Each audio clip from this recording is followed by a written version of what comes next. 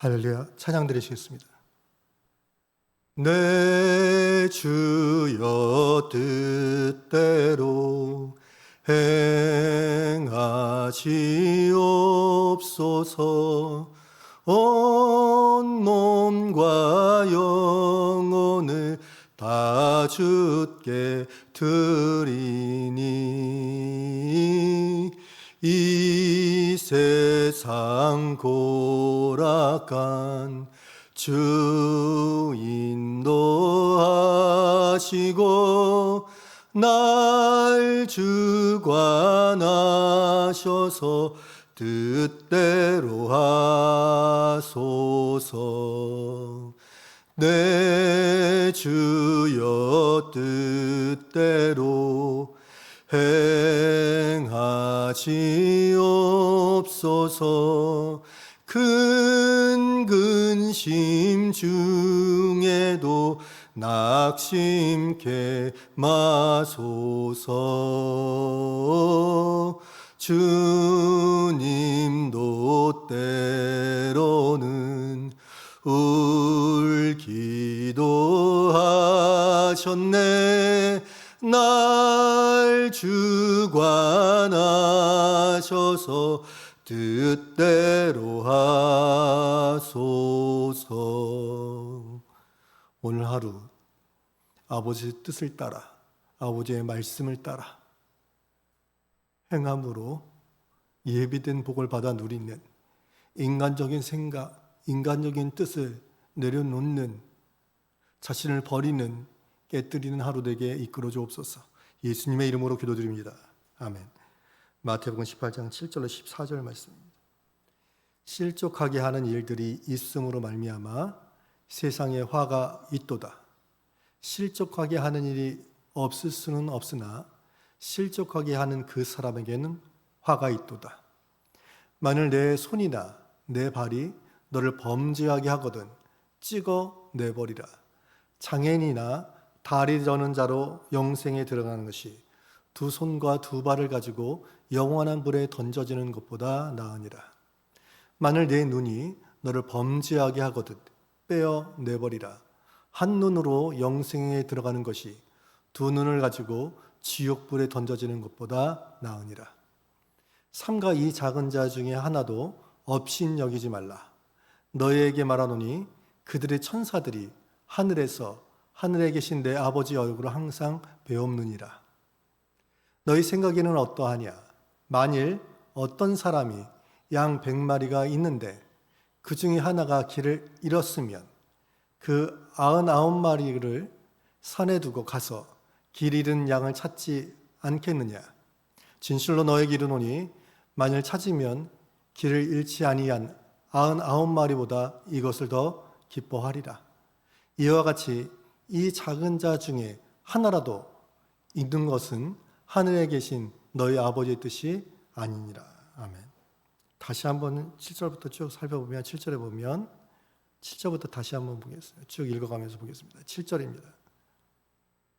실족하게 하는 일들이 있음으로 말미암아 세상에 화가 있도다. 실족하게 하는 일이 없을 수는 없으나 실족하게 하는 그 사람에게는 화가 있도다. 그래서 실족이라는 것은 걸려 넘어지게 한다는 거예요.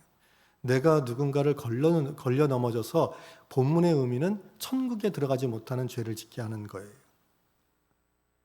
걸려 넘어지게 하는데 다른 성경에서는 이 실족을 뭐라고 했냐면 죄를 짓게 하는 것 일이라고 그랬습니다. 실족하게 하는 일을 죄를 짓게 하는 일이, 다른 사람에게 죄를 짓게 했어요. 나의 어떤 행동으로 이 사람에게는 엄청난 화가 있다는 거예요.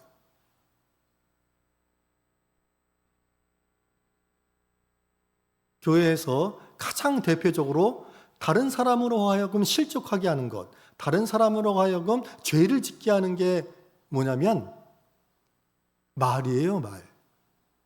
다른 사람에게서 다른 사람 얘기하는 거예요, 자꾸.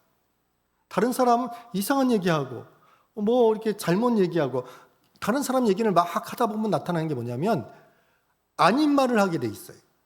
당사자의 문제는 아니라는 거예요. 아닌 말을 하고 왜곡된 말을 하고 부정적인 말을 하고 그래서 그 사람에 대해서 말이 돌고 돌아서 엄청난 상처를 준다. 그 엄청난 말로 인해서 상처를 줘서 실족하게 만들어버려요. 이 사람에게는 화가 있다는 거예요. 그런데 교회에 보면 남 얘기 좋아합니다. 그렇게 하는 거예요. 그러니까 이 사람의 화가 있는 거예요. 죄가 큰 거예요.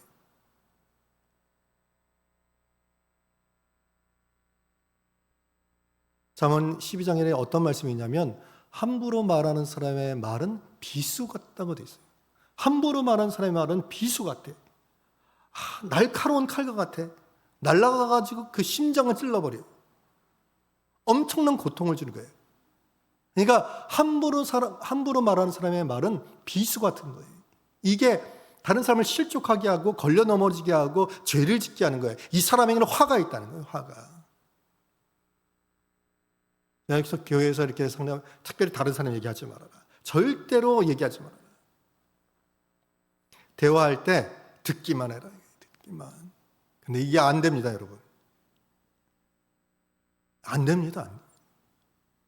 이게 결단하지 않고 죽기 살기로 하지 않으면 절대 안 되는 거예요, 이게. 유명한 격언들 쭉 보면 나이 들수록 뭐래요? 부정적인 말하는 사람에게 함께 하지 말라는 거예요. 그리고 남의 험담 있잖아요. 남의 잘못 자꾸 얘기하는 사람에게 가까이 하지 말라는 거예요. 그런 친구 멀리 하라는 거예요.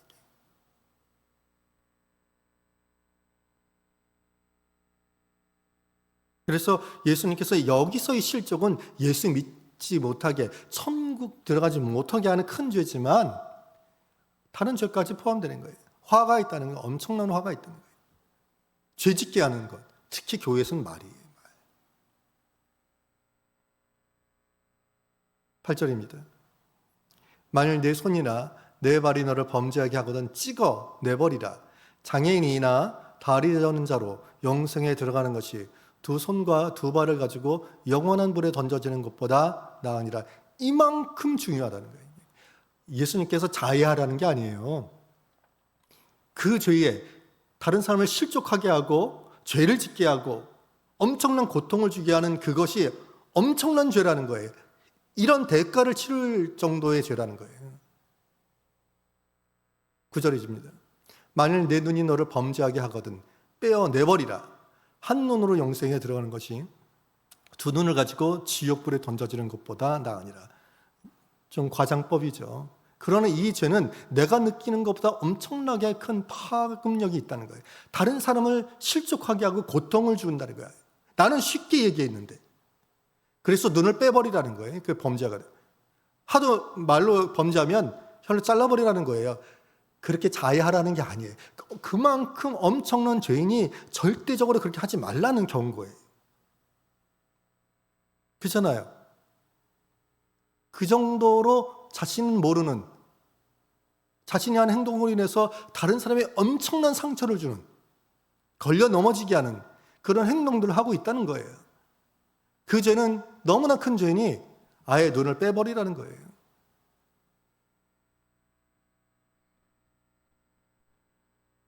나는 어떻게 하고 있는가?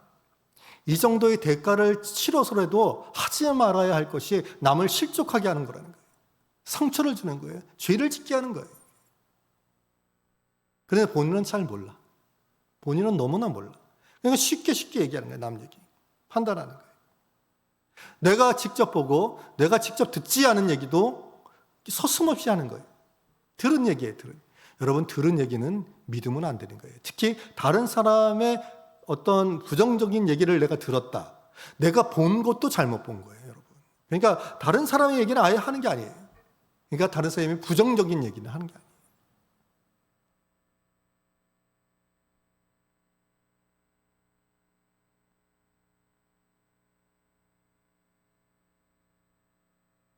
그래서 내 말은 다른 사람을 살리는 말인가 감사의 입술이 돼야 되는 거고요.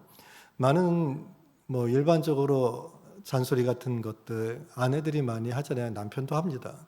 아내가 자꾸 남편에게 막 얘기해요. 못마땅해서 나오는 말이잖아요. 못마땅해서 나오는. 이게 남편에게 얼마나 기를 죽게 하고 얼마나 큰 힘 빠지게 하고 상처를 주는지 아내는 잘 모를 거예요. 또 남편도 그럴 거예요.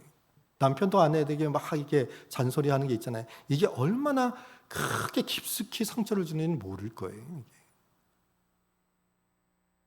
그래서 항상 좋은 부부관계, 좋은 관계는요, 그 입술에 달려 있는 겁니다. 그래서 감사의 말들, 격려의 말들, 소망의 말들이 자꾸 내 입술을 통해서 나가야 되는 거예요. 그때 관계가 중요해요. 부부관계 왜 나쁘냐? 내 말이 그 부부관계를 깨뜨리기 때문에. 그러면 이렇게 남을 실족하게 하는 그런 행동을 하는 이유가 무엇이냐? 그것이 10절에 나와 있습니다. 삼가 이 작은 자 중에 하나도 업신여기지 말라. 너에게 말하노니 그들의 천사들이 하늘에서 하늘에 계신 내 아버지의 얼굴을 항상 배우느니라 했습니다. 그러니까 이렇게 다른 사람에게 실족하게 하고 걸려 넘어지게 하고 죄를 짓게 하는 그런 행동을 한 이유가 뭐냐면 오늘 본문에 보면 사람을 업신여기기 때문입니다. 삼가 이 작은 자 중에 하나도, 다른 성경에서는 뭐라고 번역했냐면 보잘것없는 사람이라 했어요. 내가 보기엔 너무나 보잘것없어. 어떻게 저럴까? 업신여기는 거예요. 업신여기니까, 깔보니까, 가볍게 여기니까 내 말이 그렇게 팍 나가는 거예요.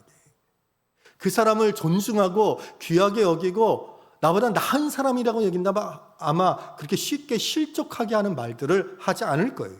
근데 업신여기는 거예요. 내가 굉장히 교만한 거예요. 내가 이 사람보다 낫다고 생각하는 거예요. 저도 목사이지만 이걸 항상 경계하지만 어저께도 제 마음이 굉장히 무거웠어요. 왜냐하면 내가 이게 판단했더라고요. 무시한 거.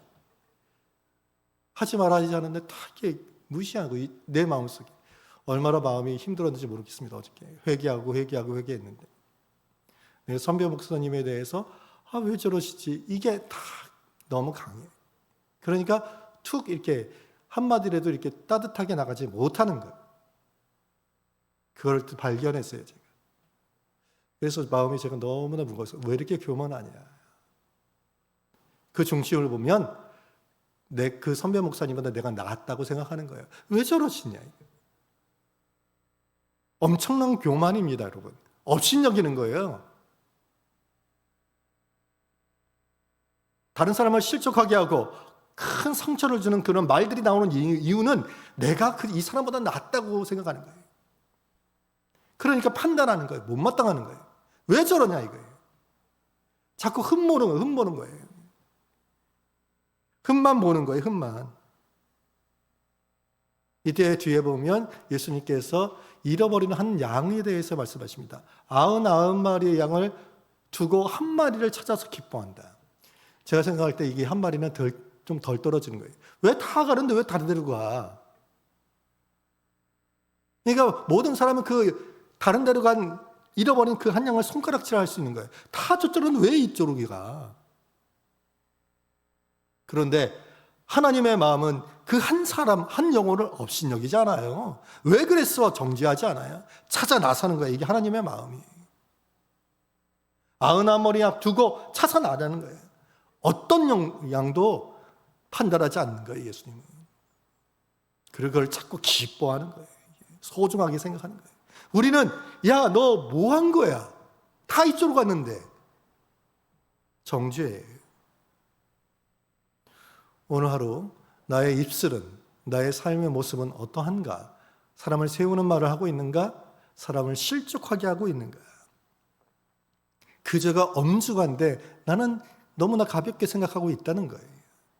이 말씀을 기억하고 하나님의 말씀대로 내 입술에 하나하나, 삶의 모습 하나하나가 하나님 보시기에 합당한가? 다른 사람을 세우고 있는가? 본이 되고 있는가? 내 위치에서 말과 행동이 합당한 위치의 말인가? 뒤돌아보므로 온전함을 이루어 아버지께 영광된 삶을 살아내는 오늘 하루 남은 삶 되게 결단하는 그런 시간 되기를 바랍니다. 기도하시겠습니다. 하나님 아버지 감사드립니다. 귀한 말씀을 통해서 내가 죄 짓고 있는 것이 무엇인지 깨달아 알게 해주시고 결단하게 해주시고 온전함을 이룰 수 있도록 이끌어 주옵소서. 예수님의 이름으로 기도드립니다. 아멘.